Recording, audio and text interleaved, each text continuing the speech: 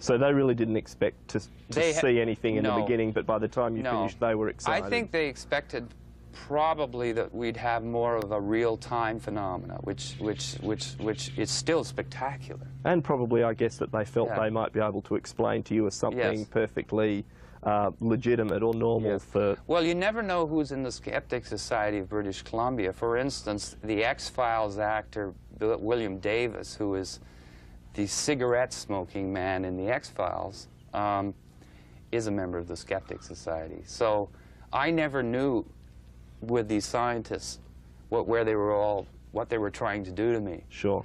But the amazing thing about this other phenomena, the one that's virtually, I would say it's invisible, although it isn't once you see it.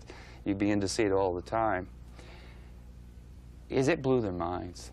It blew their minds. Did they offer any explanation for what they thought it might be, or are they as baffled? There's a professor at Simon Fraser, Professor Weinberg, who literally said it had to be it had to be actually there, doing exactly what it was, but he could not. He said we would have to go right to NASA, and eventually we had a lecture at the planetarium here in Vancouver by one of the Hubble poobahs, the chief Hubble designers, engineers. That must have been a great opportunity. It was a great opportunity, and what was interesting is when we showed him the spherical shapes on video clips, on video stills, he was comfortable, which meant, he could throw the ice crystal theory, because it was a very small sample at that point. It was only the first time I'd ever done it. At that point, he confirmed that what you were showing him were ice crystals, or...? No, he just thought that was basically...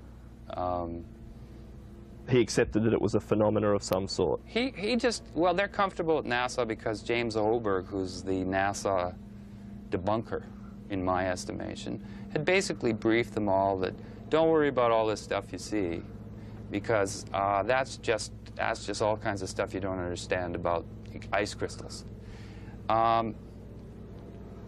So he didn't have any, it was the Hubble fellow at the planetarium after the lecture with the head of the planetarium. He sat there comfortable, but when the still frames of this second phenomena were shown to him, he stormed out of the room.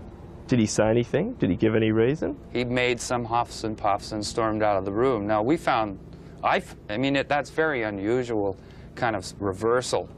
And we obtained, we meaning an artist friend and I, who's got more guts than me, I guess, in terms of walking through front doors, which he's not supposed to. He picked up the phone after he got the number and phoned this fellow. And he got hello, and the second he said who he was, there was back talk, things like, it's that guy, blah, blah, blah, and the phone went down.